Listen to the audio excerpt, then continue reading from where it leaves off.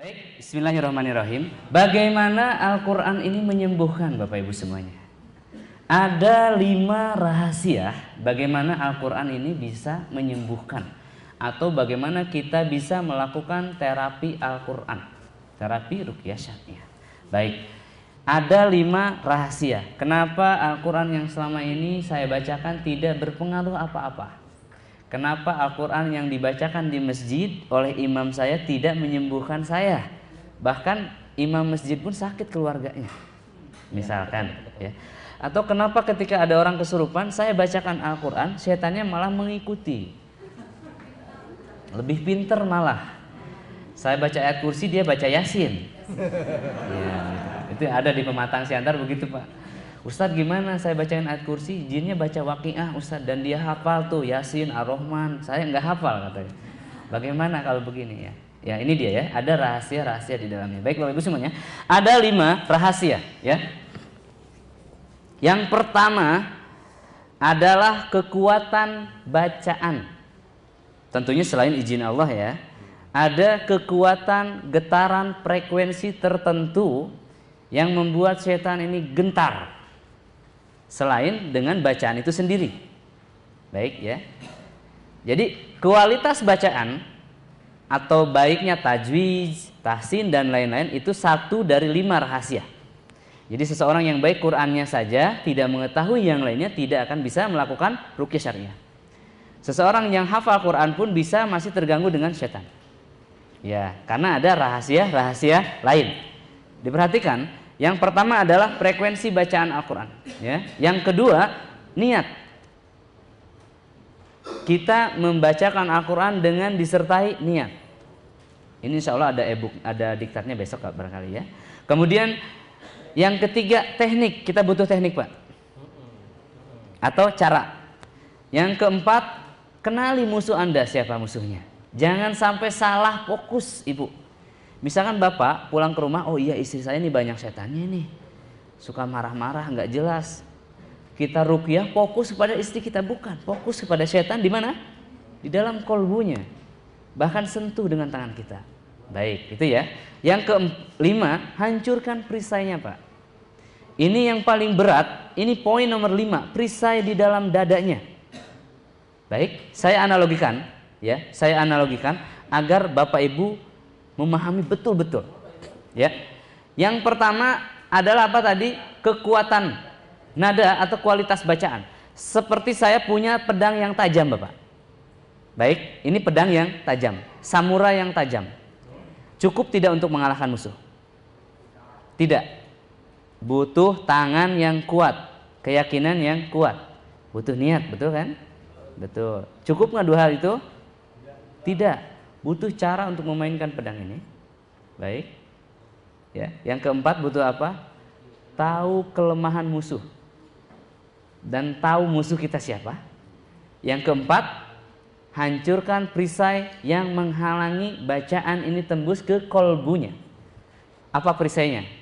Kesyirikan dan lain-lain akan kita bahas di sini insyaallah. Baik ya Bapak Ibu semuanya, kita akan melaju ke tahap berikutnya. Jadi yang pertama, rahasianya adalah bacaan yang baik. Baik, sekarang saya minta kepada salah satu dari peserta untuk membaca ayat ini. Silahkan siapa yang bersedia, saya berikan mic-nya. Salah satu dari ibu-ibu dan dari bapak membaca ayat ini. Silahkan yang bersedia, tolong bacakan. Ini bukan lomba Bapak Ibu semuanya, tapi simulasi. Bapak akan merasakan apa yang Bapak Ibu rasakan saat ayat ini dibacakan oleh 3 orang yang berbeda. Baik, silakan. Siapa yang Bapak? Ya, silakan. Ya, silakan. Yang lain menyimak ya, menyimak itu mendengarkan dengan kolbu.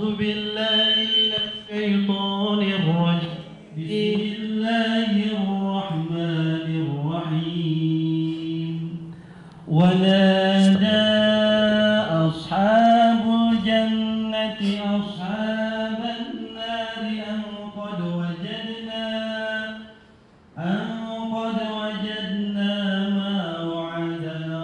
ما وعدنا ربنا حقا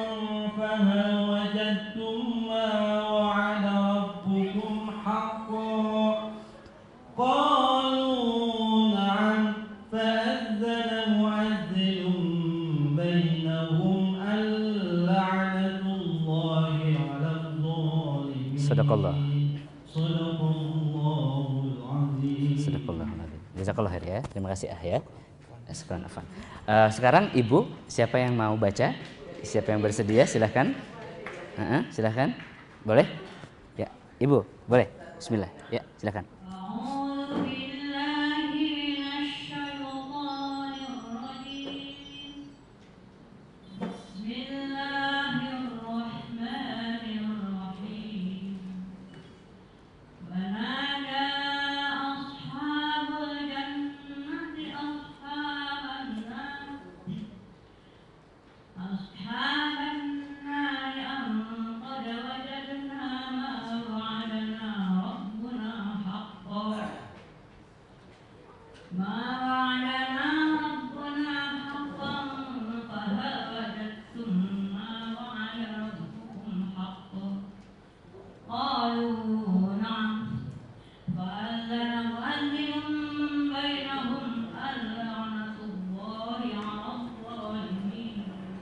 Sadaqallah.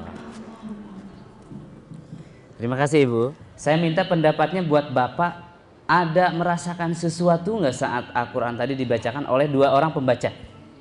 Coba angkat tangan dan sebutkan rasanya apa. Bergetar, itu ya, baik.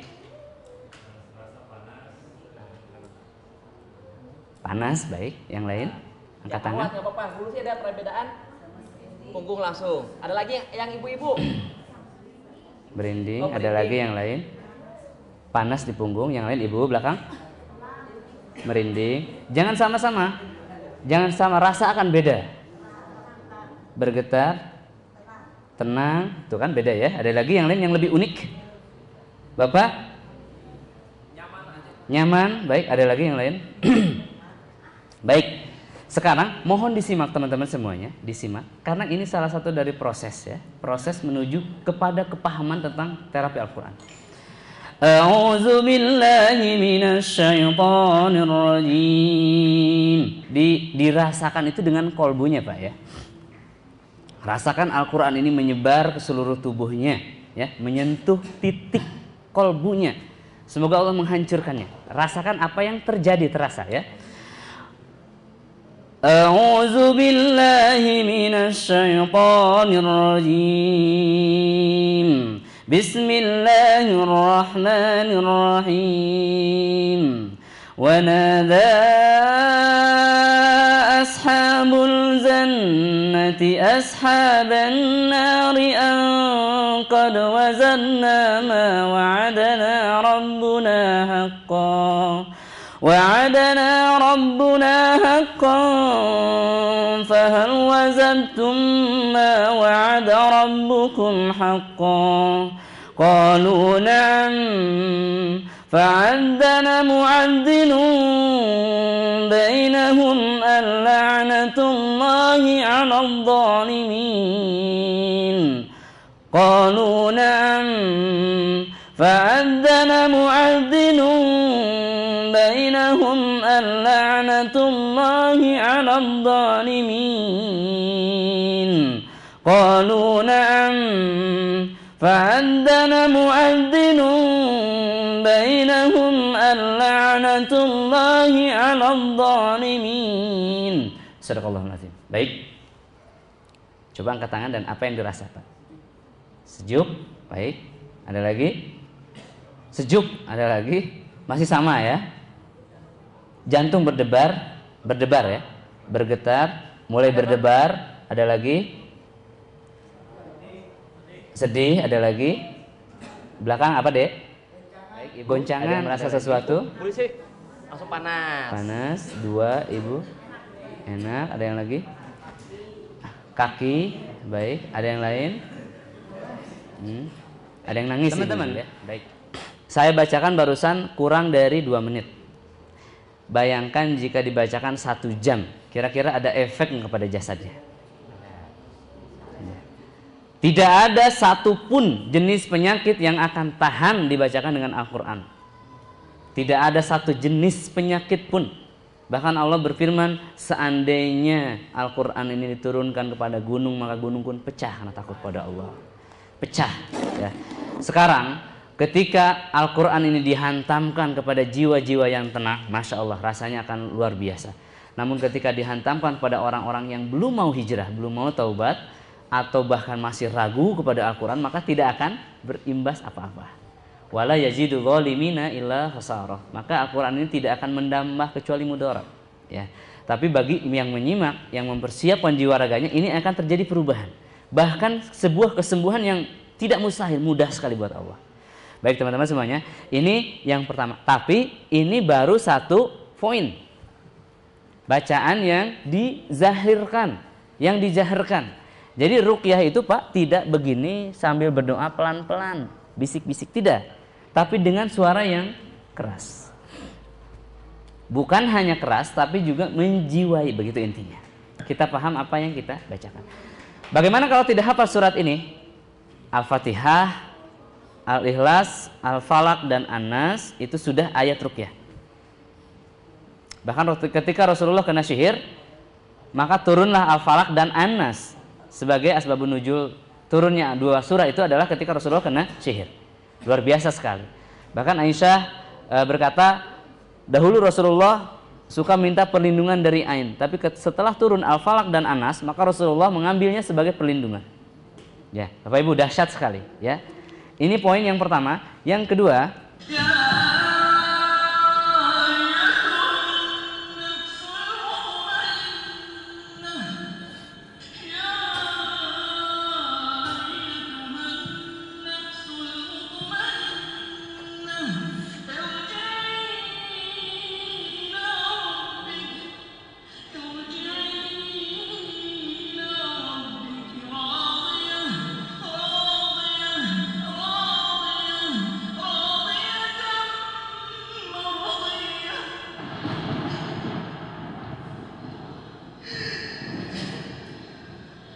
ya, itu dia. Bacaan yang baik itu berpengaruh Pak, menggetarkan, ya, menggetarkan jiwa seseorang, jiwa manusia yang baik. Jadi Al-Quran ini adalah obat yang baik bagi jiwa yang baik dan kolbu yang hidup. Al-Quran adalah obat yang baik bagi jiwa yang baik atau jiwa yang ingin menjadi baik. Ya, jadi tidak untuk orang baik saja, orang-orang yang ingin menjadi baik. Baiklah. Teman-teman semuanya, ada 3 reaksi saat Al-Quran dibacakan setidaknya, dan ini menunjukkan siapa Anda, ya. Yang pertama, orang dibacakan Al-Quran bergetar kolbunya bergetar Pak, bahkan ada yang sampai badannya ikut bergetar. Yang pertama, ya. Yang kedua, menangis. Ya, baik menangis sampai menetas atau hanya berkaca-kaca. Ketika kondisi menangis, ada 2 hal, 2 kemungkinan. Bisa jadi ruhnya menangis, ya, yang fitrah. Bisa jadi setan di dalam dirinya, baik takut atau munafik, dia pura-pura menangis. Baik, yang ketiga, tidak terasa apa-apa. Ini golongan yang ketiga, ya. Tidak terasa apa-apa, seperti sesuatu yang lewat saja, masuk kiri keluar ke kanan. Itu hatinya yang mati. Karena seorang yang beriman bergetar kolbunya ketika dibacakan, pasti. Kecuali tidak menyimak betul-betul, ya. Baik. Nah, sekarang yang berikutnya, niat dan keyakinan, ya. Ini juga sesuatu yang wajib kita pelajari, bagaimana Quran ini memiliki kekuatan, ya. Ibu, Bapak datang ke sini dengan niat tidak? Apa niatnya? Belajar, ya. Karena niat itu maka sampailah Bapak ke sini. Ada yang paling jauh dari sini. Ketika baca Al-Quran, kita meniatkan untuk menghantam setan di dalam diri seseorang. Begitu. Menterapi sakit seseorang tersebut. Terutama menterapi apanya? Kolbunya. Baik. Bagaimana keyakinan ini akan tumbuh? Adalah dari pengalaman Pak, Bapak Ibu semuanya. Jadi kita harus melakukannya berulang-ulang hingga kita betul-betul yakin. Kalau kita belum berpengalaman, maka kita melihat pengalaman orang lain. Nah, sekarang kita akan melihat apa namanya? Di sini kekuatan niat bekerja. Hah? Ini hari ketiga tidak ada tempat lagi buat jin-jin sombong. Hari ketiga ini, hari kedua. Sudah taubat, sudah pergi kamu. Ukhruj ya Allah. Ukhruj.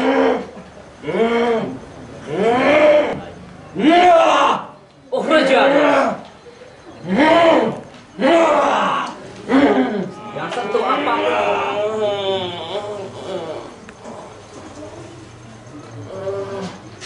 Runtuhkan kesombongan kamu. Itu lebih baik buat kamu.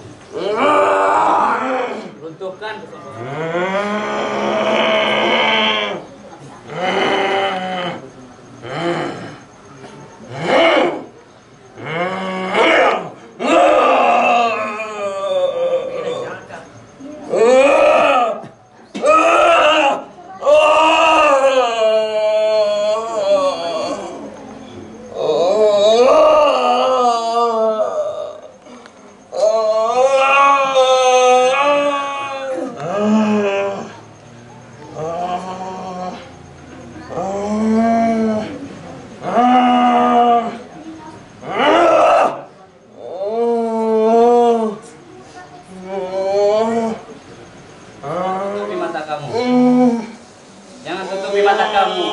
Hancur atau jari-jari kamu akan hancur perlahan-lahan.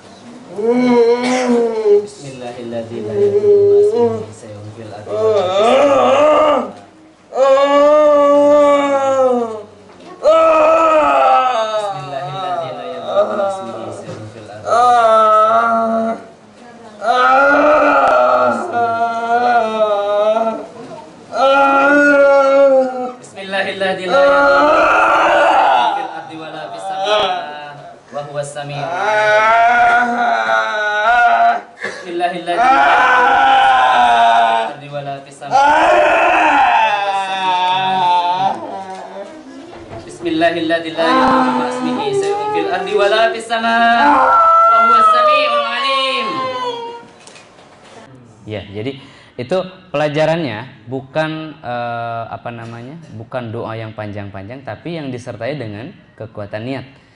Itu tadi sebuah doa bukan sebuah bacaan. Bismillahirrahmanirrahim. Ma'asmihi sayun fil ardi wala fis sama wa huwas samiul alim. Ada yang hafal doa itu? Ada yang tahu artinya?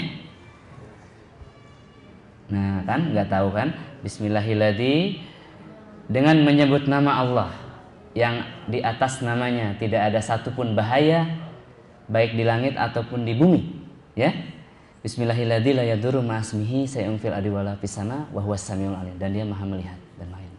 Jadi ketika dibacakan, ketika dia menyerang kita, Pak, saya baru baca doa, artinya membaca doa perlindungan dengan menyebut asma Allah yang di atas namanya tidak ada satupun bahaya baik di langit ataupun di bumi, ya.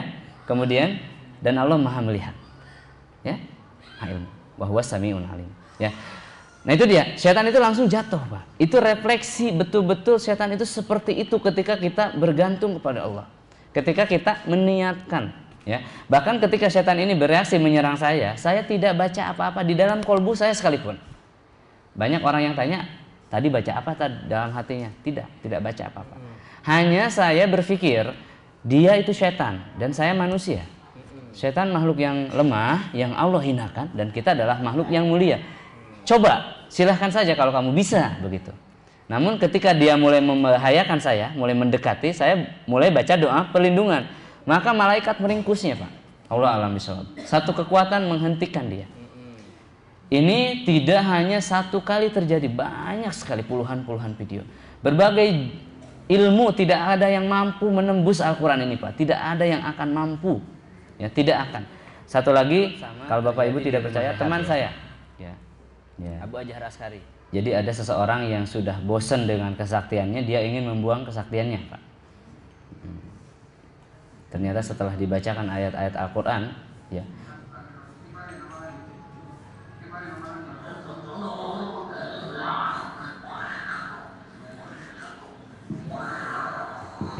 ini pun di sini kita bisa melihat. Jurus apa ini? Jurus apa ini? Ini jurus apa? Santang. Dari mana? Dari mana? Mau santang. Mau santang. Mau santang. Santang apa? Mau santang. Harimau santang. Yang jelas ngomongnya, yang jelas. Duduk. Duduk yang jelas. Ya. Orang ini sudah bertobat kepada Allah. Ya. Ya Mas Sarojin, dengarkan saya. Jika kamu tidak mau ikut bertobat kepada Allah, maka Allah akan mengazab kamu. Allah akan menghukum kamu. Innal ladzina qalu rabbuna Allah tsumma istaqamu tatanazzalu alaihimul malaikatu alla takhafu wa la tahzanu wa usiru bil jannati allati kuntum tu'adun. Semua keluar dari jurusnya, semua jurusnya. Ingat, ya Mas Sarojin, semua dalam jurus orang-orang ini keluar lewat jurusnya. Semuanya jurusnya keluar dan kalian keluar lewat jurus-jurus tersebut. Lompatlah kalian semua dari jurusnya. Ada berapa jurusnya? Semua ada berapa jurusnya dan kalian semua lompat dari jurus-jurusnya. Ingat, orang ini sudah bertobat kepada Allah, memutuskan perjanjian semuanya, perjanjian dengan kalian semua. Jadi kalian semua tidak boleh tinggal di tubuh orang ini. Ya ingat, Allah berkuasa atas segala sesuatu. Allah bisa menghukum kalian. A'udzu billahi minasyaitonir rajim. Bismillahirrahmanirrahim. Allahu la ilaha illa huwal hayyul qayyum. Semuanya jurusnya keluar. Keluar jurus kamu. Semuanya lompat lewat jurus-jurus kamu. Bersihkan jiwa orang ini dari jurus-jurus kamu semua. Ya Mas Sarojin, buka pintu lewat jurus-jurus kamu dan kalian semua keluar. Allahu la ilaha illa huwal hayyul qayyum. Allahu la ilaha illa huwal hayyul qayyum. Allahu la ilaha illa huwal hayyul qayyum. La ta'khudhuhu sinatun wa la nawm. Lahu ma fis samawati wa ma fil ardh. Man dhal ladzi yashfa'u 'indahu illa bi'iznihi. Ya'lamu ma baina aydihim wa ma khalfahum. Wa la yuhituna bi syai'in min ilmihi illa bima syaa. Wasi'a kursiyyuhu samawati wal ardh. Wa la ya'uduhu hifdhuhuma wa huwal 'aliyyul 'azim. Allahu la ilaha illa huwal hayyul qayyum. Allahu la ilaha illa huwal hayyul qayyum. La ta'khudhuhu sinatun wa la nawm. Lahu fis samawati wal ardh.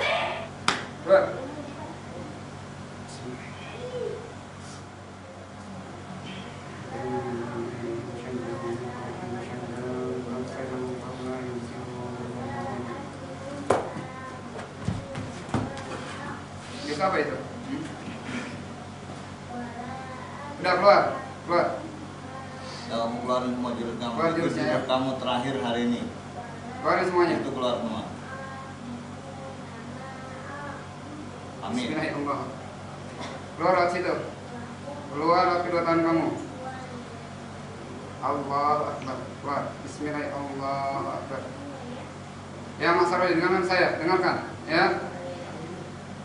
Ya kamu tidak mau keluar dari tubuh orang ini. Orang sudah bertobat kepada Allah, maka kamu akan dilaknat oleh Allah. Kamu akan diazab oleh Allah.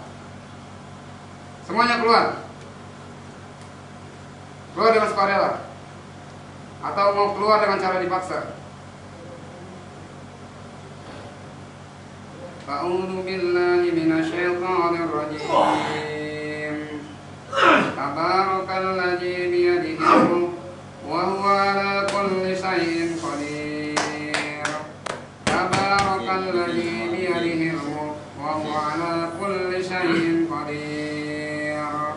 Tabarakalladzi biyadihi al-mulk wa huwa 'ala kulli syai'in qadir. Alladzi khalaqal mauta wal hayata liyabluwakum ayyukum ahsanu amala. وهو الذي الغفور الذي خلق سبع سماوات طباقا ما ترى في خلق الرحمن من تفاوت فارجع البصر هل ترى من فطور Summa rji'il basara karrataini yanqalibu ilaika khasi'an wa basir. Laqad zayyana as-samaa'a ad-dunya bimasabiha wa ja'alna Mereka-mereka yang punya ilmu. Kira-kira ilmu apa Pak tadi? Joget-joget apa itu ya? Ya, entah tari apa itu ya. Yang ada di benak saya bagaimana dengan dalang-dalang, ronggeng-ronggeng, kuda lumping dan lain-lain ya. Ya. Dan kita tidak boleh menghakimi, biarkan mereka mengetahui ciri-ciri yang ada di dalam tubuh tadi, ada nggak? Nah teman-teman semuanya, meskipun kita bukan pelaku praktisi kemaksiatan itu, ya, bisa jadi ayah kita, nenek kita. Nah ini pun bisa insya Allah disembuhkan dengan Al-Quran. Ya.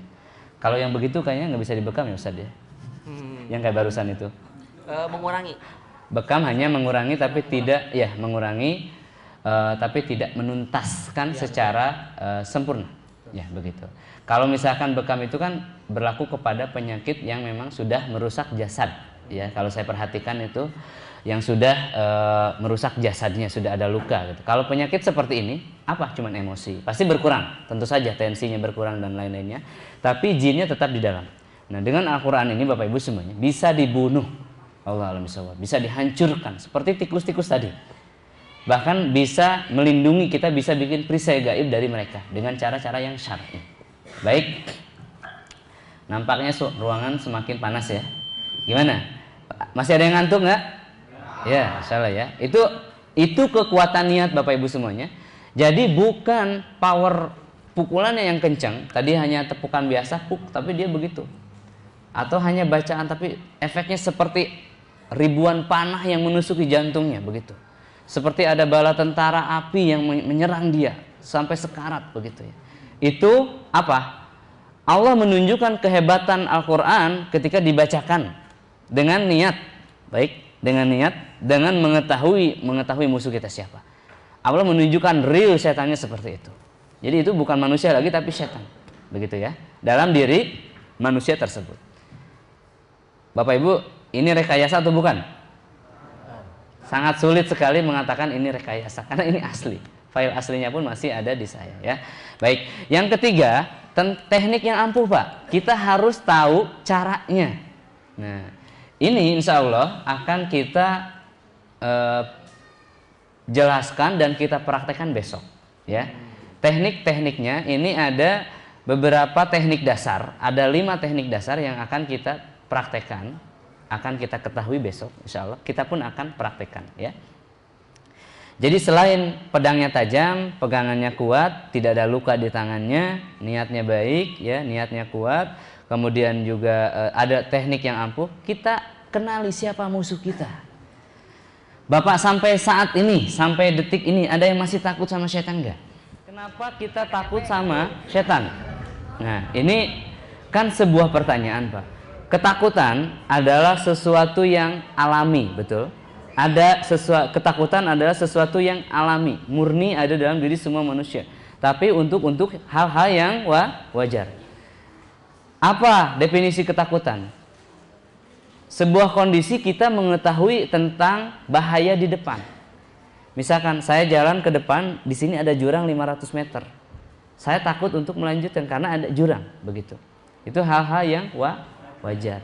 Misalkan di depan saya ada ular sebesar ini, Pak, kira-kira saya takut nggak? Di sini ada ular berbisa, misalkan ini ular, Pak. Ular kobra, Pak.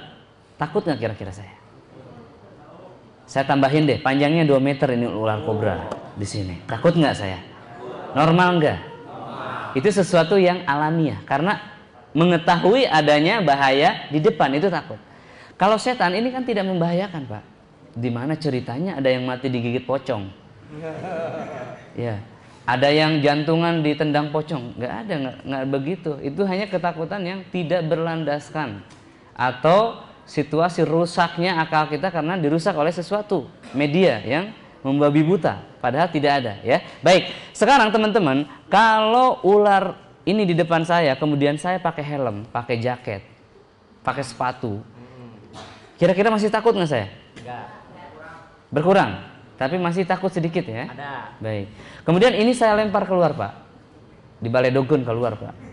Keluar, di luar ada tembok yang mengelilingi saya, di atas, di bawah tidak ada sedikit pun celah. Di luar ada ribuan ular. Kira-kira takut nggak Bu? Masih takut nggak? Masih. Meskipun ada tembok, saya tambah temboknya 5 lapis Pak. Atas bawah, kiri kanan. Masih takut nggak? Tidak. Baik. Sekarang, kenapa takut? Karena temboknya tipis Pak. Temboknya mungkin setipis layar ini, begitulah, setipis baju saya ini. Makanya kita takut, betul kan? Nah beginilah manusia, ketika tembok imannya tipis, maka dia akan takut kepada setan. Ketika tembok imannya tebal, maka dia tidak akan pernah takut. Tidak akan pernah takut kemanapun. Kemanapun. Mau setan-setan di Papua, setan-setan di Cina, setan-setan di Guangzhou, di mana-mana sana mereka itu lemah.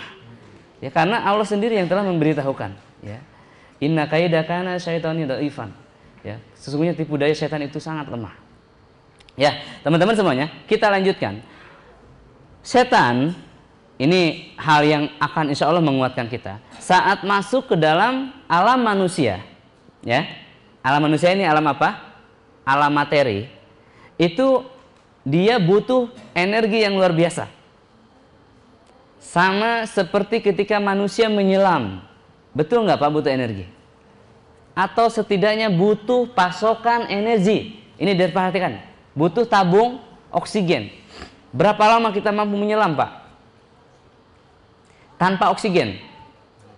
5 menit, betul nggak? 3 menit, bahkan 30 detik Pak standarnya. 30 detik kita bisa hidup di air, ya, tanpa tabung oksigen. Baiklah. Sama dengan ikan Pak. Ketika ikan naik ke darat, dia berapa lama bertahan di darat? Tidak akan bertahan lama. Begitupun setan yang masuk ke alam manusia, dia tidak akan pernah bisa bertahan lama. Makanya setan-setan dalam film-film itu sebentar-sebentar kan munculnya kan, ya nggak? Nah, ya nggak? Bapak pernah nggak melihat pocong lagi ngobrol berdua gitu? Enggak kan? Curhat, masang strategi, enggak kan? Di film pun tidak ada begitu, ya sedikit-sedikit. Kenapa demikian? Setan masuk ke alam manusia butuh tenaga, dan dia tidak bisa bertahan lama. Seperti Bapak Ibu semuanya, ikan naik ke darat. Baiklah, sekarang begini. Kalau Bapak seorang yang sakti di darat, turun ke laut, masih ada nggak kesaktiannya? Ada. Baik, ada yang punya jurus Pak? Atau ada penyelam? Ada penyelam di sini? Baiklah, Bapak seorang penyelam unggul. Turun ke lautan, ketemu dengan paus, berantem dengan paus. Siapa yang menang? Paus. Kepastiannya hampir 100% Pak ya. Sekarang pausnya ke darat, berantem dengan Bapak, siapa yang menang? Ya Bapak ya. Sama Ibu pun paus kalah Bu di darat. Dibiarin aja mati, begitulah bahasanya. Betul nggak? Kenapa paus tidak menang di daratan? Bukan alamnya. Bukan alamnya. Kekuasaan dia di laut, tidak di darat. Paham ya?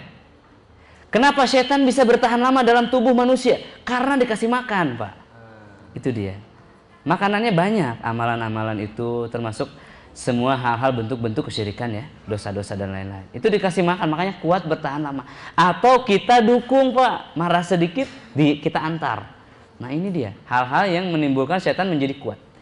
Baik, jadi sekarang kesimpulannya, saat setan terlihat di alam Bapak, di Sukabumi misalkan, itu kesempatan Bapak Ibu untuk menyiksa setan ini, membinasakan dia, seperti ikan yang sedang di darat. Ya, jangan takut ya. Itu saat-saat terbaik untuk melemahkan dia, karena berani-beraninya setan ini muncul di hadapan manusia. Begitu yang bertauhid itu Pak, tidak lari. Kalau lari dia akan ngejar kita. Nah, gitu dah. Ya, jadi kalau kita ngejar dia, setannya akan lari.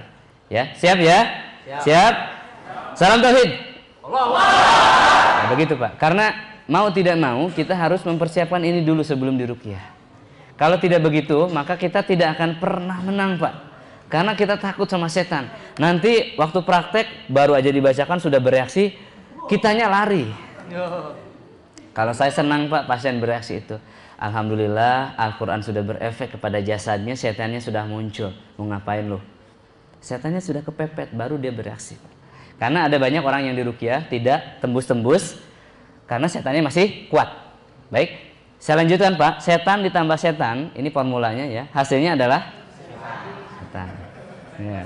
Ya. 7 setan ditambah 2 setan, hasilnya 1 setan tetap. Dan setan tidak punya pelindung. Sementara manusia punya pelindung. Siapa pelindung manusia? Allah ya. Pelindung setan siapa?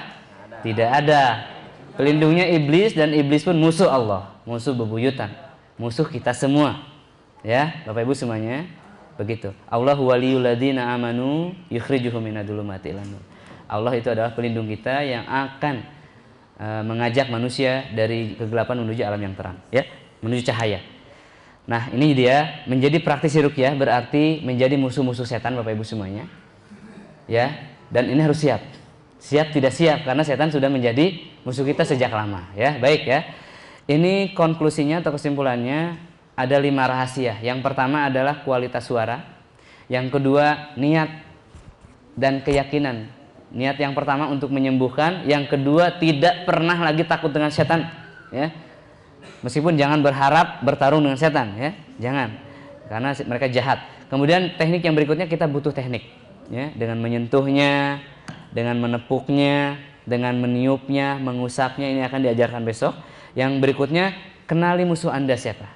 Ya, musuh kita siapa? Setan. Kenali kelemahannya, kenali kekuatan kita. Kekuatan kita mana? Dekat dengan Allah. Semakin kita dekat dengan Allah, semakin setan jauh.